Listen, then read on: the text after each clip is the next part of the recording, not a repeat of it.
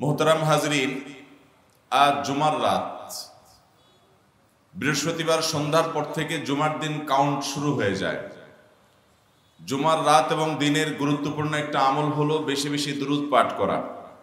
নবী করিম সাল্লাল্লাহু আলাইহি সাল্লাম বলেছেন, আকসিরু আলাইয়া মিনাস সালাতি মিন ইয়াউমিল জুমআতি ওয়া লাইলাতিল জুমআহ, অর্থাৎ জুমার দিন এবং জুমার রাত, হিজরি বর্ষ অনুপাতে রাত আগে আসে, সেই হিসাবে বৃহস্পতিবার সন্ধ্যা থেকেই জুমা শুরু হয়ে যায়। আর বৃহস্পতিবার দিবাগত রাত, এটা জুমার রাত। তো নবী আলাইহিস সালাম বলেছেন, জুমার দিন এবং জুমার রাত, অর্থাৎ বৃহস্পতিবার দিবাগত রাত এবং জুমার দিন শুক্রবারের দিন, এই পুরো সময়টুকু তোমরা আমার প্রতি বেশি বেশি দুরূদ প্রেরণ করো। ফাইন্না সালাতাকুম মা'রুদাতুন আলাই, কারণ তোমরা যে দুরূদ আমার প্রতি প্রেরণ করো, এগুলো আল্লাহর ফেরেশতারা আমার কাছে নিবেদন করে, উপস্থাপন করে এবং বলে, হে আল্লাহর রাসূল, আপনার কাছে পৃথিবীর অমুক প্রান্ত থেকে অমুকের সন্তান অমুক দুরূদ প্রেরণ করেছে, এই দুরূদ, এই কোয়ালিটি। নবী সাল্লাল্লাহু আলাইহি সাল্লামের কাছে তার বিস্তারিত বিবরণ পেশ করা হয়ে থাকে। তার উম্মত হিসাবে আমাদের পাঠ করা দুরূদ এর খবর নবীজি সাল্লাল্লাহু আলাইহি সাল্লামের কাছে ফেরেশতারা শোনাক, সেটা আমরা চাই না? তাহলে আমাদেরকে এই বৃহস্পতিবার সন্ধ্যা থেকে শুক্রবার সন্ধ্যা সময়ের আগ পর্যন্ত, সূর্য অস্ত যাওয়ার আগ পর্যন্ত, এই পুরো সময় ধরে বেশি বেশি দুরূদ পাঠ করতে হবে এই আমলটা করবো তো ইনশাআল্লাহ। আজকের এই মাহফিল থেকে আসুন আমরা এই আমলটা শিখে যাই এবং প্রতিজ্ঞা করে নেই যে আমি আমার পরিবারের সদস্য, আমার পরিচিত অপরিচিত, পাড়া প্রতিবেশী, আমার অধীনস্থ সমস্ত মানুষদেরকে আমি এই আমল শেখাবো, নিজে আমল করব। কারণ নবী করিম সাল্লাল্লাহু আলাইহি সাল্লামের প্রতি দুরূদ প্রেরণ করার আমলের ফজিলতার মর্যাদা এত বেশি যে আল্লাহ সুবহানাহু ওয়া তাআলা, যে ব্যক্তি একবার নবীজির প্রতি দুরূদ প্রেরণ করে, আল্লাহ তাআলা ওই দুরূদ প্রেরণকারীর প্রতি 10 বার রহমত নাজিল করে। অতএব আমরা বেশি বেশি দুরূদ পড়বো তো ইনশাআল্লাহ। এর জন্য ওযুও জরুরি নয়, বিনা ওযুতেও আপনি পড়তে পারবেন। দরুদ ইব্রাহিম যেটা নামাজে পড়েন এটা পড়তে পারেন, সাল্লাল্লাহু আলাইহি সাল্লাম শুধু এটা পড়তে পারেন, আল্লাহুম্মা সাল্লি আলা মুহাম্মদ ওয়া আলা আলি মুহাম্মদ শুধু এটুকু পড়তে পারেন। যে কোনোভাবে আমরা বেশি বেশি এই জুমার রাত এবং জুমার দিনে দুরূদ পাঠ করব। আজকের মাহফিল থেকে যেহেতু জুমার রাত, সে উপলক্ষে আমি কথাটি, এই আমলটি বলে দিলাম। আল্লাহ তাআলা আমাদের সবাইকে সারা জীবন এই আমলটি ধরে রাখার তৌফিক দান করুন। সবার চেষ্টা করব তো ইনশাআল্লাহ। পৃথিবীর ইতিহাসে প্রথম ঘর নির্মাণ করা হয়েছে, সেটা হলো মসজিদ এবং মক্কায় অবস্থিত এই বাইতুল্লাহ। এই বাইতুল্লাহ হলো পৃথিবীর ইতিহাসের প্রথম ঘর। কোরআন সেই ইতিহাস বর্ণনা করে বলেছে, ইন্না আউওয়ালা বাইতুন উযিআ লিন-নাস লাল্লাযী বিবাক্কাতা মুবারাকান ওয়া হুদাল লিল আলামিন। নিশ্চয়ই আল্লাহর জমিনের সর্বপ্রথম ঘর যেটা নির্মাণ করা হয়েছে, এবং এটা নির্মাণ করা হয়েছে আল্লাহর ইবাদতের উদ্দেশ্যে। এই প্রথম ঘর নির্মাণ করা হয়েছে কোথায়? মক্কায়। এই আয়াতের ব্যাখ্যা আল্লাহ রাব্বুল আলামিনের অনেক মুহাদ্দিসগণ, কোরআন বিশ্লেষকগণ বলেছেন, এর মানে হলো মক্কার এই বাইতুল্লাহ, কাবা, কালো গোলাপে মোড়ানো এই কাবা, এটা পৃথিবীর ইতিহাসের প্রথম ঘর।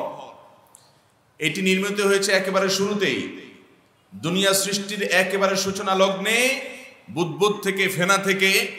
এরপরে আস্তে আস্তে এটি একটা চূড়ান্ত ঘর, এটাতে রূপদান করা হয়েছে, এটাকে সেখান থেকে ঘর তৈরি করা হয়েছে। এর বহুকাল পরে সেই ঘরকে আবার পুনরায় তৈরি করেছেন ইব্রাহিম আলাইহিস সালাম। অনেক মুফাসসিরগণের ভিন্ন আরো ব্যাখ্যাও করেছেন, কিন্তু বেশিরভাগ উলামা ইকরাম মুফাসসিরগণ এটি বলেছেন। এখান থেকে বোঝা যায় পৃথিবীর ইতিহাসে প্রথম ঘর হলো স্বয়ং আল্লাহর ঘর এবং মসজিদ, আর সেটা হলো কাবা এবং বাইতুল্লাহ। এই মসজিদের সাথে মুসলমানদের সম্পর্ক হলো নারীর সম্পর্কের মতো। ইসলামের প্রাণ কেন্দ্রই হলো মসজিদ। আমাদের প্রিয় নবী সাল্লাল্লাহু আলাইহি সাল্লাম মক্কা থেকে হিজরত করে যখন মদিনায় আসলেন, মদিনায় প্রবেশের পর তার প্রথম কাজ ছিল সর্বপ্রথম ইনিশিয়েটিভ এবং পদক্ষেপ ছিল একটা মসজিদ নির্মাণ করা, আর সেটি হলো মসজিদে কুবা। মসজিদে কুবাতে নির্মাণ করেছেন মক্কা থেকে মদিনায় ঢোকার পথে কুবা এলাকা, এখানে এসে নবী করিম সাল্লাল্লাহু আলাইহি সাল্লাম অবস্থান করেছেন, মসজিদে কুবা নির্মাণ করেছেন। এরপরে মদিনার সেন্ট্রাল পয়েন্টে মাঝখানে তিনি প্রবেশ করেছেন এবং যেখানে তিনি প্রথম গিয়েছেন সেখানে একটা মসজিদ আগে নির্মাণ করেছেন। আজও নবী করিম সাল্লাল্লাহু আলাইহি সাল্লামের বানানো সেই মসজিদে কুবা দাঁড়িয়ে আছে। হাজী সাহেবরা গেলে সেখানে গিয়ে সালাত আদায় করেন, কারণ মসজিদে কুবাতে গিয়ে 2 রাকাত সালাত আদায় করলে আল্লাহ তাআলা তাকে পরিপূর্ণভাবে উমরা করার সওয়াব দান করেন, মকবুল উমরা করার সওয়াব দান করেন। এই জন্য ওই মসজিদে হাজী সাহেবরা গিয়ে এখনো সালাত আদায় করেন। মসজিদে নববী যেটি আজ আমরা দেখতে পাচ্ছি, নবী করিম সাল্লাল্লাহু আলাইহি সাল্লাম মদিনার একেবারে মূল পয়েন্টে কেন্দ্রে প্রবেশ করার পর এই মসজিদে নববী নির্মাণ করেছেন। আজও গোটা পৃথিবীর চতুর্পাশে হেদায়েতের আলো এই মসজিদে নববী থেকে ছড়িয়ে পড়ছে। এই মসজিদের নির্মাণ নবী করিম সাল্লাল্লাহু আলাইহি সাল্লাম করেছেন। ঠিক একইভাবে আল্লাহ নবী ইব্রাহিম আলাইহিস সালাম মক্কা আবাদ করেছেন এবং হাজার হাজার বছর আগে তিনি আল্লাহর নির্দেশে তার ছেলে ইসমাইলকে সাথে নিয়ে বাইতুল্লাহ নির্মাণ করেছেন। মোহতারাম হাজিরিন, এই জন্য মুসলমানদের এবং ইসলামী সমাজের হৃদয়ের স্পন্দন বলা যেতে পারে, হৃৎপিণ্ড বলা যেতে পারে মসজিদকে। এই মসজিদ থেকেই আল্লাহ রাব্বুল আলামিন গোটা পৃথিবীর মানুষের হেদায়েতের ব্যবস্থা করেছেন। কোরআনে কারীমে আল্লাহ রাব্বুল আলামিন বলেছেন, ওয়ান্নাল মাসাজিদা লিল্লাহ ফালা তাদউ মা'আল্লাহি আহাদা। মসজিদ এগুলো সব আল্লাহর ঘর। এগুলো কার ঘর ভাই? আল্লাহর ঘর। অতএব এই মসজিদে তোমরা আল্লাহ ছাড়া আর কারোর ইবাদত করো না, আল্লাহ ছাড়া আর কাউকে ডেকো না। দুঃখজনক এবং দুর্ভাগ্যজনক হলেও সত্য, আমাদের সমাজে অনেক মসজিদ আছে যে মসজিদের মধ্যে কবর আছে। অনেক মুসল্লি হতভাগা, আহকামুল হাকিমিন রব্বুল আলামিন যার কাছে সবকিছু নিবেদন করার কথা, প্রতি রাকাত নামাজে আমরা যাকে বলি ইয়্যাকা না'বুদু ওয়া ইয়্যাকা নাস্তাঈন, আল্লাহ আপনারই গোলামি করি, আপনার কাছেই সাহায্য চাই, সে আয়াত আমরা যেখানে পাঠ করি, অথচ মসজিদের মধ্যে থাকা কবরে গিয়ে সন্তান, ব্যবসা বাণিজ্যের উন্নতি, চাকরি বাকরির উন্নতি, বিভিন্ন বিষয় অনেক কপাল পোড়া মুসলমান ওই কবরবাসীর কাছে, কবরওয়ালার কাছে চায়। আছে না নাই? অথচ আল্লাহ তাআলা কোরআনে বলে দিয়েছেন, ফালা তাদউ মা'আল্লাহি আহাদা। মসজিদ যেহেতু আল্লাহর ঘর, অতএব এখানে আল্লাহর সাথে আর কাউকে ডেকো না, শরীক করিও না। এখানকার দোয়া হবে, প্রার্থনা হবে, ইবাদত হবে, সবকিছু হবে নিরঙ্কুশ শুধুমাত্র আহকামুল হাকিমিন আরশে আজিমের মালিক আল্লাহ সুবহানাহু ওয়া তাআলার জন্য। আল্লাহ তাআলা আমাদের সবাইকে মসজিদকে তাওহীদের কেন্দ্রবিন্দুতে পরিণত করার তৌফিক দান করুন। মুহতারাম হাজিরিন, মসজিদ নির্মাণের ফজিলত সম্পর্কে নবী করিম সাল্লাল্লাহু আলাইহি সাল্লামের অনেকগুলো হাদিস আছে। সেই হাদিসগুলোর দিকে তাকালে আমরা স্পষ্টত বুঝতে পারি যে মসজিদ এটা ছাড়া কোন ইসলামী সমাজ পৃথিবীতে টিকে থাকতে পারে না। ইসলামী সমাজের মূল বিষয় হলো মসজিদ। এই মসজিদের সাথে আমাদের সবার সম্পর্ক আছে। এমন কোন মুসলমান পাওয়া যাবে না যেই মুসলমানের সাথে মসজিদের সম্পর্ক নাই। যদি কারোর সাথে মসজিদের সম্পর্ক টোটালি না থাকে, তাহলে একজন প্রাপ্তবয়স্ক সুস্থ মস্তিষ্ক মানুষের মসজিদের সাথে কোনো কানেকশন না থাকলে তাকে মুসলমান বলা খুব কঠিন এবং জটিল বিষয়। অনেক ইমামগণ তাকে মুসলমান বলে স্বীকার করেন নাই, তাকে নামে মুসলমান হলেও অমুসলমানদের কাতারে শামিল করেছেন। এই জন্য মুসলমান হিসেবে মসজিদের সাথে কোনো না কোনো ভাবে আমাদেরকে সংশ্লিষ্ট হওয়া ছাড়া কোনো উপায়, হয় আপনি মসজিদ প্রতিষ্ঠা করবেন, হয় আপনি মসজিদের আবাদকারী হবেন, পরিচালনা করবেন, অথবা মসজিদের আপনি ইমাম, মুয়াজ্জিন, খাদিম হবেন, অথবা মসজিদের মুসল্লি, মুক্তাদি হবেন। মসজিদের সাথে কোনো না কোনো ভাবে আপনার সম্পর্ক থাকতেই হবে। শুধুমাত্র মা বোনদেরকে মসজিদে আসাটা তাদের জন্য আবশ্যক করা হয়নি ইসলামে। তাদের জন্য মসজিদে এসে নামাজ পড়ার চাইতে বাসায় সালাত আদায় করাকে নবী করিম সাল্লাল্লাহু আলাইহি ওয়াসাল্লাম অধিকতর উত্তম বলেছেন। মুহতারাম হাজিরিন, মসজিদের যে সমস্ত বৈশিষ্ট্য আছে সেগুলো বলে আমি খুব বেশি দীর্ঘায়িত করতে যাব না, কারণ আমার আজকের আলোচনার মূল বিষয় হলো একটি আদর্শ মসজিদের রূপরেখা কেমন হবে, কিভাবে একটা মসজিদ একটা সমাজের উপরে প্রভাব ফেলে। মুহতারাম হাজিরিন, একটা মসজিদের কতটা প্রভাব থাকতে পারে সমাজে, আমি প্রায় সময় বলার চেষ্টা করি। আমাদের মতো এরকম নানান দিক থেকে, শিক্ষা দীক্ষায়, অর্থনীতিতে, অনেক দিক থেকে, আবিষ্কারে, কলকারখানায় পিছিয়ে থাকা প্রচুর পরিমাণে অভাবী মানুষ, শিক্ষাবঞ্চিত মানুষ এখনো যে দেশে আছে, এই জনপদে এখনো পর্যন্ত চুরি, ডাকাতি, রাহাজানি, ধর্ষণ, খুন খারাপি, অন্যায়, অবিচার, অত্যাচার, পাপাচার এগুলো যতটা নিয়ন্ত্রণে আছে, আইন শৃঙ্খলা যতটা ভালো আছে, যে জায়গাতে দাঁড়িয়ে আছে চেতেও খারাপ হতে পারত, সেটা না হয়ে যতটুকু ভালো আছে, এটার জন্য এদেশের আইন শৃঙ্খলা রক্ষাকারী বাহিনী, প্রশাসন, বিভিন্ন সেক্টরে যারা কাজ করছেন তাদের যেমন ভূমিকা আছে, ঠিক তেমনি ভাবে অনেক বড় ধরনের উল্লেখযোগ্য ভূমিকা এদেশের মানুষকে অপরাধ প্রবণতা থেকে দূরে সরিয়ে নীতি, নৈতিকতা, আদর্শ, আল্লাহ ভীরু মানুষ হিসেবে গড়ে তোলার জন্য, তাদেরকে জবাবদিহিতার বোধ তাদের মধ্যে জাগ্রত করবার জন্য, আল্লাহর প্রিয় বান্দা হিসেবে গড়ে তুলবার জন্য এবং অপরাধকে নিয়ন্ত্রণ এবং প্রবণতা কমিয়ে আনার জন্য সবচেয়ে বেশি ভূমিকা পালন করেছে এদেশের মসজিদের মিম্বরগুলো এবং ওয়াজ মাহফিলের মঞ্চগুলো। ঠিক না ভাই? ঠিক। এই ওয়াজ মাহফিলের মঞ্চ থেকে ভালো কথা বলা হয় না খারাপ কথা বলা হয়? ওয়াজ মাহফিলের আলোচনা থেকে, মসজিদের মিম্বরের বক্তব্য থেকে কোনো সন্ত্রাসী তৈরি হয়েছে আজ পর্যন্ত? কেউ দেখাতে পারবে? একজন সন্ত্রাসী বলতে পারবে যে আমি মসজিদের মিম্বর থেকে সন্ত্রাস শিখেছি আর মানুষ খুন করেছি, বলতে পারবে কেউ? ভাইরা আমার, কোন চোরা কারবারি, কোন মাদকের কারবারি, কোন যৌতুক লোভী, কোন খারাপ মানুষ, কোন মানুষ হত্যাকারী, কোন পাপিষ্ঠ, কোন নরাধম তার এই পাপাচার কখনো মসজিদ থেকে, মসজিদ থেকে, ওয়াজ মাহফিলের মিম্বর থেকে, মঞ্চ থেকে কখনো শিখে না। এখান থেকে বাবা মার অবাধ্য সন্তান বাধ্যগত হয়, খারাপ মানুষ ভালো হয়, মাদক আসক্ত মানুষ মাদক ছেড়ে দেয়, চোরা কারবারি ছেড়ে দেয়, হারাম উপার্জনকারী হারাম কাজ করা ছেড়ে দেয় এবং অন্যের হক নষ্টকারী তার অন্য মানুষের হক নষ্ট করার অপরাধ ছেড়ে দেয়। এটা হলো ভালো মানুষ তৈরির কারখানা, আলহামদুলিল্লাহ। ঠিক না বে ঠিক? এদেশের মসজিদগুলো যে পরিমাণ ভূমিকা রাখছে এদেশের উন্নতিতে, অগ্রগতিতে, বিশেষ করে মানুষের মধ্যে নীতি নৈতিকতা জাগ্রত করবার জন্য, সেটা যদি না থাকতো তাহলে মানুষে মানুষে একজনের মাথা আরেকজন খেত। নীতি আদর্শ বলতে যেটুকু আছে নাম কাওয়াস্তে হলেও এটুকুর নাম গন্ধ কোনোদিনই থাকতো। মুহতারাম হাজিরিন, এজন্য মসজিদগুলো আমাদের দেশে দরকার আছে না নাই? ইসলাম এত চমৎকার একটা সমাজ ব্যবস্থা আমাদেরকে দিয়েছে, পৃথিবীর কোনো মানুষ এর বিকল্প পাবে না। পৃথিবীর বহু দেশের প্রেসিডেন্টরা সাপ্তাহিক বার্তা দিয়ে থাকে জাতির উদ্দেশ্যে। গোটা দুনিয়াতে এই শিক্ষা সর্বপ্রথম দিয়েছে ইসলাম।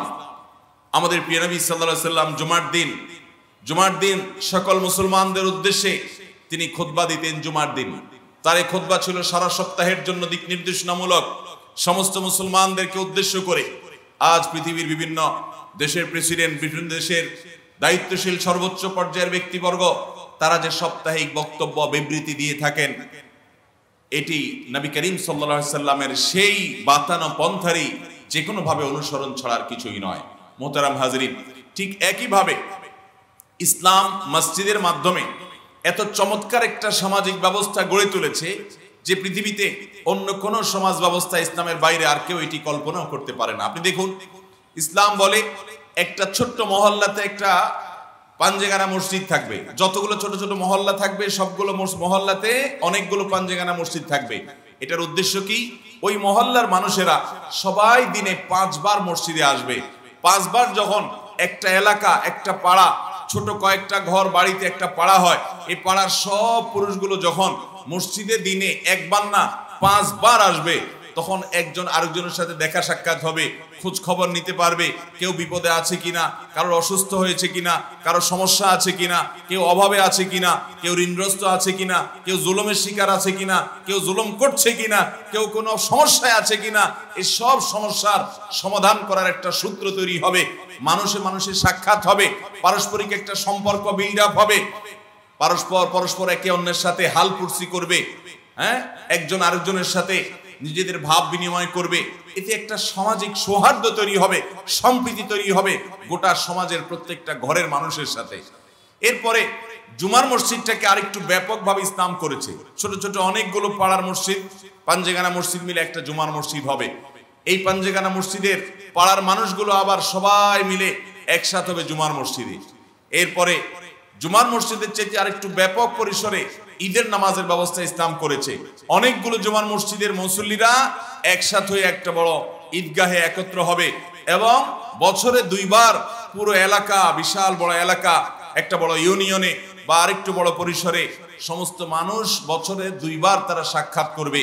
এটাতেও তাদের একে অন্যের সাথে নিজেদের কুশল বিনিময়ের সুযোগ তৈরি হবে, সুবিধা অসুবিধাগুলো নিয়ে আলাপ আলোচনা করার সুযোগ তৈরি হবে। এরপর গোটা বিশ্বে ছড়িয়ে ছিটিয়ে থাকা মুসলমানদের বছরে একবার হজের মাধ্যমে সবাইকে একত্র করা হয়। এটা আন্তর্জাতিক সম্মেলনের মতো। মুসলমানদের পাড়ার সম্মেলন দিনে 5 বার হবে। মুসলমানদের কয়েকটা পাড়া মিলিত একটা ইউনিয়ন বা এই পর্যায়ের সম্মেলন হবে সপ্তাহে একবার জুমার দিনে। আরো বড় পরিসরে আরো কয়েকটা ইউনিয়নের মানুষ মিলে তাদের সম্মেলন হবে বছরে 2 বার 2 ঈদে। আর গোটা দুনিয়ার মুসলমানদের, বিভিন্ন দেশের মুসলমানরা তারা একত্র হয়ে আন্তর্জাতিক সম্মেলনে তারা উপস্থিত হবে হজের মাধ্যমে। ইসলাম একেবারে পরিবার থেকে নিয়ে, পাড়া থেকে নিয়ে আন্তর্জাতিক পরিমণ্ডল পর্যন্ত প্রতিটি স্তরে মসজিদের এত সুন্দর, নামাজের এত সুন্দর সুবিন্যাস করেছে যে এর মাধ্যমে একটা সুন্দর, একটা শক্তিশালী, একটা চমৎকার, অসাধারণ সমাজ ব্যবস্থা গড়ে উঠবে। যদিও দুঃখজনক, আজকাল আমরা মসজিদ করলেই সেটা জুমা মসজিদ করি, মসজিদ করলেই সেটা আপনার ঈদের নামাজও সেখানে পড়ি। আমরা সবাই স্বয়ং সম্পন্ন হতে চাই, কেউ কাউকে মানতে চাই না, অথচ ইসলাম আমাদেরকে এভাবে বলে নেই। যাই হোক, আমি সেদিকে যাচ্ছি না। তাহলে মসজিদ এটা একটা সুন্দর এবং চমৎকার সমাজ গঠনে, ইসলামের এই আদর্শ একটা সমাজ গঠনে দারুণভাবে ভূমিকা রাখে। মোহতারাম হাজরিন, মসজিদের 6টি বিশেষ ফজিলত এবং মর্যাদার কথা আমরা বলতে চাই। ইসলাম মসজিদের কত বেশি গুরুত্ব দিয়েছে, যে বিষয়ে সর্বপ্রথম যে কথা বলতে চাই তা হলো, আমরা সবাই জানি আমাদের প্রিয় নবী সাল্লাল্লাহু আলাইহি সাল্লাম মাত্র 10 বছর মদিনায় ছিলেন। কত বছর ছিলেন মদিনায়? হিজরতের পর তার ওয়াফাত পর্যন্ত কত বছর ছিলেন? 10 বছর। এই 10 বছর সময়ের মধ্যে মসজিদে নববী থেকে এমন দিক নির্দেশনা দিয়েছেন, এই মসজিদকে এমন ভাবে ব্যবহার করেছেন, মসজিদের মিম্বর থেকে শুধুমাত্র ওই হিজরত করা সাহাবী না, শুধুমাত্র মদিনায় থাকা মুহাজির সাহাবী না, এখান থেকে গোটা মদিনা রাষ্ট্রের সকল সমস্যার সমাধান করেছেন। এখান থেকে শুধু মদিনা রাষ্ট্রের সমস্যার সমাধান করেন নাই, মদিনার আশেপাশে বেদুইনরা যারা রাহাজানি করত, খুন খারাপি করত, ডাকাতি করত, মানুষের জীবন অতিষ্ঠ করে তুলতো, তাদেরকে নিয়ন্ত্রণ করা, তাদেরকে দমন করা, তাদেরকে দমনের সকল নির্দেশ গ্রহণ করা, সকল ব্যবস্থাপনা এই মসজিদে নববীর মিম্বর থেকে প্রিয় নবী সাল্লাল্লাহু আলাইহি সাল্লাম করেছেন। শুধু তাই নয়, মদিনা থেকে শত শত মাইল দূরে বিভিন্ন শহরে, বিভিন্ন অঞ্চলে, গোটা পৃথিবীতে ইসলাম এবং শান্তি সাম্যের বাণী, ইনসাফ এবং ন্যায় নিষ্ঠার বাণী ছড়িয়ে গোটা পৃথিবীকে আলোকিত করবার এবং গোটা দুনিয়ার অর্ধেক শাসন করার যে অবকাঠামো, এটার যে প্রেক্ষাপট, সেটা তৈরি করেছেন নবী করিম সাল্লাল্লাহু আলাইহি সাল্লাম এই মসজিদে নববীর মিম্বর থেকে। মসজিদের শক্তি কত বড়, এই একটি পয়েন্ট যদি আপনি লক্ষ্য করেন তাহলে দিনের আলোর মতো স্পষ্ট হবে। মাত্র 10 বছর এই মসজিদের মিম্বর থেকে নির্দেশনা দিয়ে নবী করিম সাল্লাল্লাহু আলাইহি সাল্লাম জিহাদ পরিচালনা করেছেন, ইসলামী রাষ্ট্র পরিচালনা করেছেন, অমুসলিমদের স্বার্থ সংশ্লিষ্ট বিষয়গুলো এখান থেকে স্থির করেছেন, এখান থেকে বাস্তবায়ন করেছেন, বিশ্ব শান্তি প্রতিষ্ঠা করেছেন। গোটা দুনিয়ার নেতৃত্ব নবী করিম সাল্লাল্লাহু আলাইহি সাল্লাম এবং তারপরে সাহাবায়ে কেরাম দিয়েছেন। এই মসজিদের মিম্বর থেকে মসজিদ এখনো আছে, মসজিদের মিম্বরগুলো এখনো আছে। দুঃখের বিষয় হলো মসজিদগুলো এখন আর সেরকম সতেজ নাই, মসজিদগুলো আর এখন আর এরকম শক্তিশালী নাই, মসজিদগুলো আর এখন আর জীবন্ত নাই, মসজিদগুলো এখন সেই জায়গা নাই। এখন মসজিদ থেকে গোটা পৃথিবীর সমস্যা তো সমাধান করা তো দূরের কথা, মসজিদ থেকে মসজিদের মহল্লার মানুষদের সমস্যাও দূর হয় না। মোহতারাম হাজরিন, আমাদেরকে এই মসজিদগুলোকে আদর্শ এবং মডেল মসজিদে রূপান্তর করতে হবে। তাহলে গোটা পৃথিবীর চেহারা পরিবর্তন হতে সময় লাগবে। মোহতারাম হাজরিন, মসজিদের দ্বিতীয় বৈশিষ্ট্য হলো, কোন মুসলমান শুধুমাত্র মসজিদের দিকে পায়ে হেঁটে যদি যায়, ইবাদত করলে তো সে সওয়াব পাবে। মসজিদে গিয়ে জামাতে নামাজ পড়লো, তেলাওয়াত করলো, জিকির আজকাল করলো, তাসবিহ করলো, ওয়াজ নসিহত করলো, শুনলো, এগুলোর কারণে সে তো সওয়াব পাবেই। শুধুমাত্র পায়ে হেঁটে হেঁটে যে মসজিদে গেল, এই জন্য আল্লাহ রাব্বুল আলামিন ঈমানদারকে প্রতি কদমের কারণে সে যতটা মসজিদের দিকে যাবে, বেশি বেশি কদম দিয়ে মসজিদের দিকে যাবে, তত বেশি আল্লাহ তাআলা মুসলমান হিসাবে, জান্নাতি হিসাবে তার মর্যাদাকে উন্নীত করবেন, তার গুনাহসমূহকে মাফ করবেন।